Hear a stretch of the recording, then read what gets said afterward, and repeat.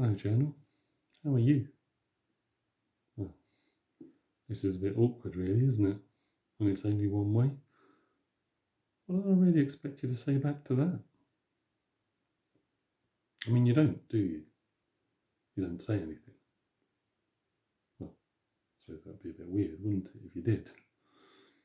Instead, you sit there and you wait for me to write words on your back. That's the way we communicate with each other. I suppose maybe that's part of the problem. I only think about it from my perspective. Of course, when I'm around, you're still there, but we don't talk to each other. We don't engage. When I'm with you, when I open you, I feel like I'm clothing you. I give you robes of my words, my stream of conscious and subconscious words. I cover you up. I obscure your nudity, and I hope you're grateful for them. And for those few minutes, I share some of my deepest thoughts with you. You have my whole and undivided attention. But I suppose when I take stock, this is very presumptuous of me. I never ask. I keep going. Perhaps you enjoy your nakedness. However, I have to let it out. And once I start, I can't seem to stop. Anyway, all of this is kind of a preamble for me to let out my feelings, my guilt. Yes, you did hear it. My guilt. Gosh. This is like being in a chamber with those priests, or in the words of Les Miserables, on this page I write my last confession. I feel it's time. I think you ought to know. I've been seeing other books. There, I've said it now. It's out. I've been seeing other books.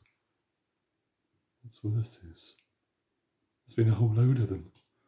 Behind your back, side by side, all those ones on the shelf. I've had them all. Now that we're being honest with each other, well, me with you, I could tell you that they don't mean anything, and I can't keep up this pretense any longer. I love the plays of Oscar Wilde. I love reading the lines, the witticisms, howled with laughter at the Jeeves and Worcester of Woodhouse. I loved Dickens' creations. I challenged myself with Shakespeare and Milton and Byron and de Maupassant. I read aloud the books of Roald Dahl, and we loved the wordplay of Dr. Seuss. Oh, sweet words. Once she reeled me in, once I was bitten, I couldn't stop. I feel so ashamed. Sorry.